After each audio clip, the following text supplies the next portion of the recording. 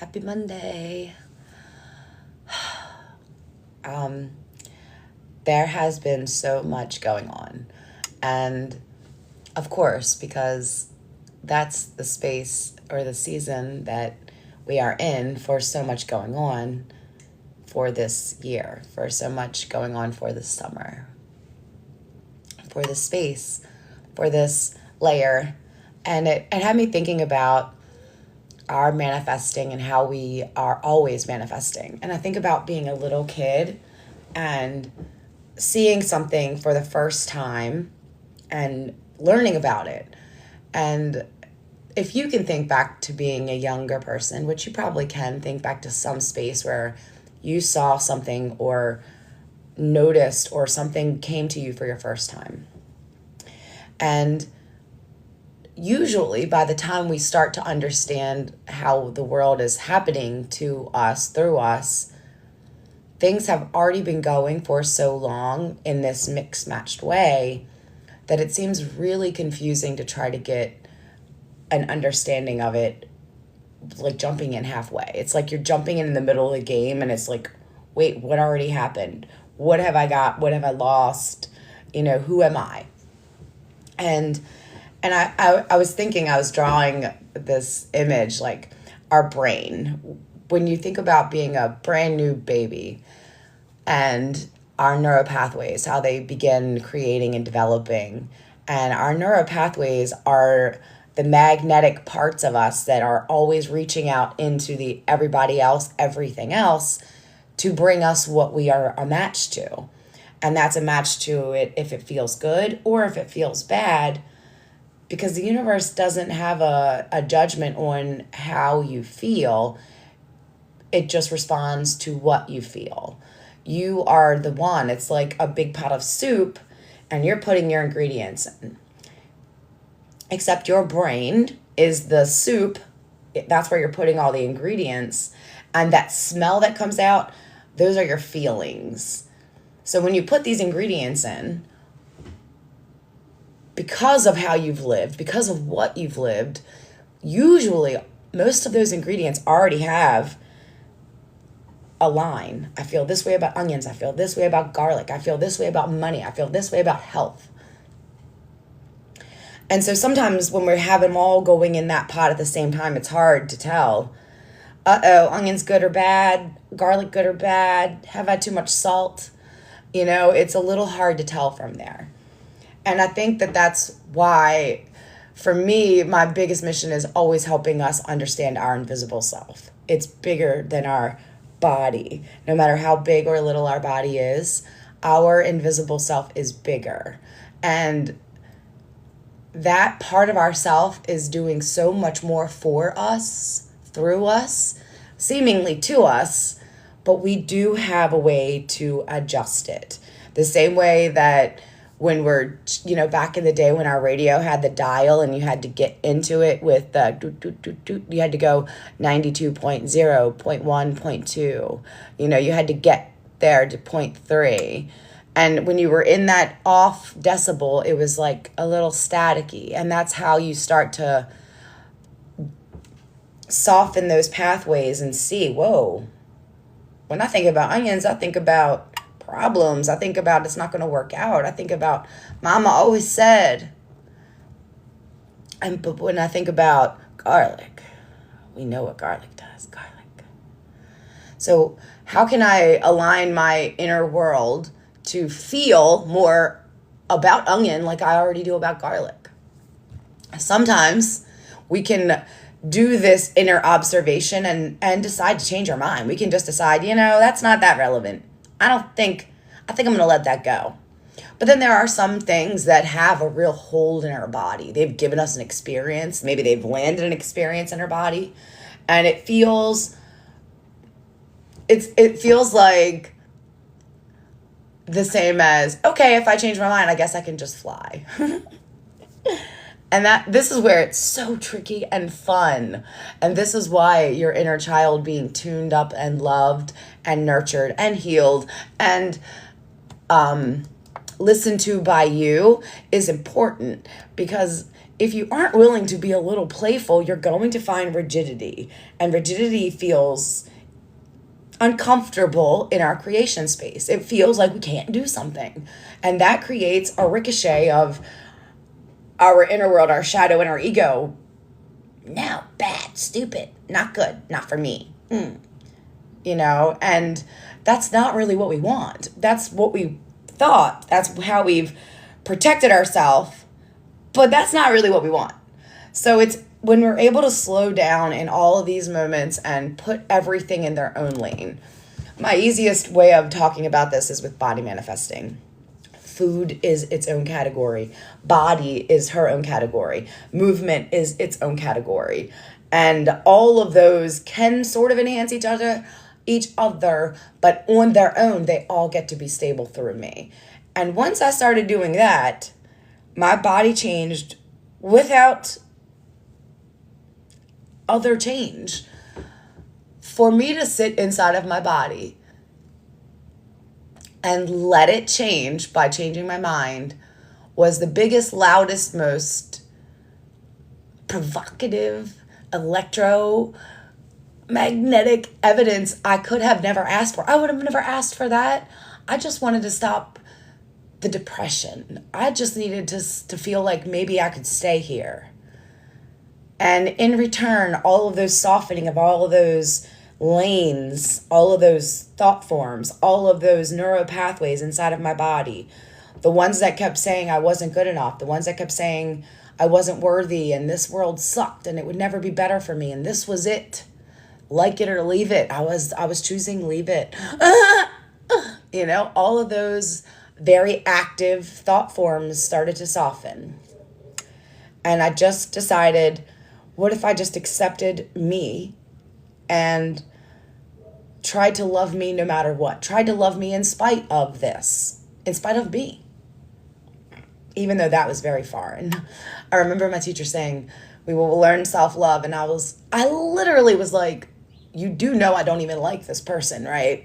Speaking self-love when we can't even talk about like feels, I mean, quite frankly, unattainable. Like in the beginning, it felt unattainable. But that was just the part of me, my ego and my shadow that had been hurt and disappointed and let down so many times that she was just not willing to let that happen to me again. Thankfully, though, there are other parts of me that really wanted to try, that really wanted to know that somewhere in me I was right, that life can be good, that this world can move more fairly, and that love is real for all of us, no matter if we are short or tall, or black or white, or skinny or fat, gay or straight, no matter what flavor we are in our being or whatever it is we are all worthy of that because we are an existing being through the hub, through this really, really wonderful hub. This hub that can make a beach and a sun and a moon. And this hub that can keep it all spinning seemingly like I breathe without even thinking. And that hub even has his clutches in me because I can breathe without even thinking. I can go to sleep. I've been drunk and I still breathed. That's pretty cool. And if I can tune into those parts and let those parts have a little bit more airtime in my mind and focus on, that's pretty cool. I can think less about the uncool parts of me. And that's what I did. I focused on, science was always a safe place for me because I trusted it. It wasn't so flexible with its truth. To me, being a little autistic, when I learned something that was true, I ran with it. I felt true is true is true is true is true. And I learn now that our truth is known by us and our truth can be changing as we are also changing and evolving. Truth is present now awareness. It isn't something that is going to be a stable, fixed entity for all of us, because that's not how we came to explore this world. That's not how we came to explore being a person. And that's not how God wanted it to be. God said, girl, go in there and make a mess. And I keep trying to be so organized.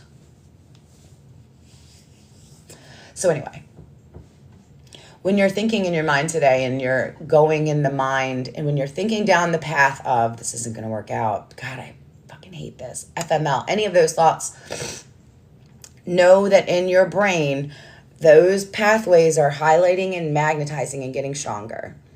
If we want to stop and slow those down, we need about 3 days of non-active. We don't go down that road for a few days and it's going to stop lighting up.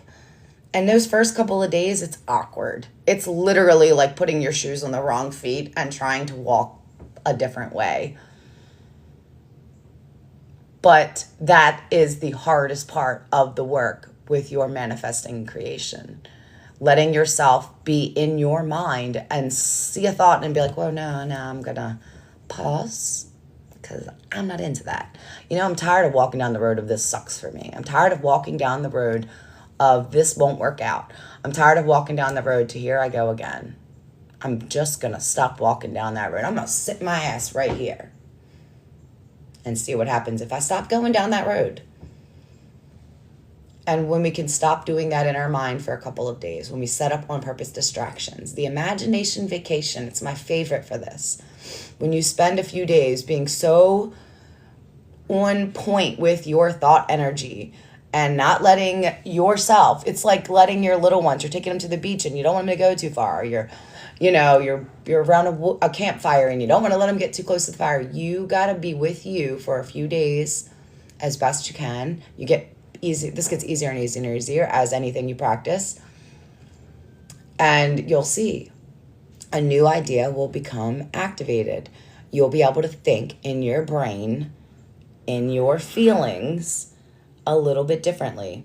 And if you can keep tuning until you get it to where I wouldn't mind if that showed up, then you're going to start seeing the evidence that I thought that, I expected to see it. I knew it because I knew it. And it happened. And sometimes in the beginning, it's going to spit out where it happens. You're like, wait, I thought that. It's not going to be like, I do this. That seems like what happens. And it does. But the universe also wants you to have a surprise. So it's going to seem like I put in this soup and tomorrow it's going. Like what we do today is spilling in to tomorrow. Every thought we think spills into tomorrow. What we're doing today is what we did yesterday mostly. What we've done every Monday.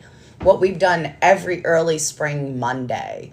You know, what we've done every late April Monday. Those layers are there, you know? And you can be in that mix and start slowing down things that don't feel good to you. You can speed things up that feel better. And once you get in here, and start doing that, you will get the evidence that you need to say, wait, hold on, this is working. The same evidence that one would see or expect or look for when she would go on a diet and she's lost a couple pounds. It's working. It's working. And you keep doing it. Wait, I think on purpose and life is better for me. It's working. It's working. So on this lovely Monday, as we focus on our mindset, as we bring it all back in, as we are moving on, continuing on, and beginning again, you know, all these things are happening at the same time, all at once. It's the biggest symphony. And you are the conductor. And if you aren't moving those sticks about, it's going to sound like shit, friend. So do your best. Think well for yourself. Let your mind be on purpose because you can do that. It may feel like that bull charging around and you're running like, ah, but that's okay. I know because I've been there. The bull knocked me down a couple times and pooped on me. But that's okay, you know, because I figured it out and it was worth it. It was all worth it. I was already getting trampled anyway. Duh, that's why I was about to tap out of here. Kitty cat baby. So on Monday, the mood is always for mindset. Let yourself be radically aware of your thoughts. Be with yourself. Advocate for the best outcome. And if part of you keeps saying, nope, this ain't going to work out, put your hand on yourself and be like, all right, we'll take care of this later. Don't let yourself react to everything that grabs and seeks your attention. Let yourself regain control of you and your vessel and your thought energy. Like, your nervous system is like the motherboard of the computer, and you have your brain as the search engine, and if your system is fried, it isn't going to work that well for you. This is inward awareness. It's an inward soothing, an inward loving, an inward on purposeness, because we are here also out here and we deserve to have a lovely experience, but we are also free to let it suck. And as I'm literally 2 days away from my 10-year anniversary, and I'm telling you, it did not always feel like that made sense. When I would hear things like that, it would be like, why would you do that? But now it's like, I know why I did that. I get to be the little and the big, and I get to let them work together on purpose. And I get to be the person experiencing it on purpose, And no matter where I am on the board, it only gets better from here. I've landed into a whole new game entirely, all through inner work. Like, yeah, there's outer things that happen once you are in alignment, and alignment says, go do this. That stuff happens so easy. Things that you never saw yourself doing, you can do them like you do them. And until you let yourself go there and give yourself the experience, I'm just another weirdo on the other end of your social media self.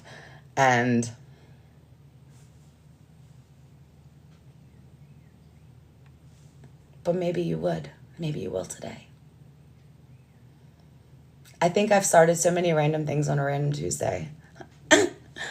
But a random Monday is so good. I fucking love Mondays. I love Mondays so hard. Okay. I'll see you soon.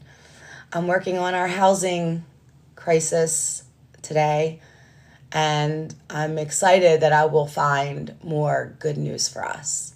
I know that I've been writing down questions. I'm going to find those answers, and I'm going to share them soon. See you.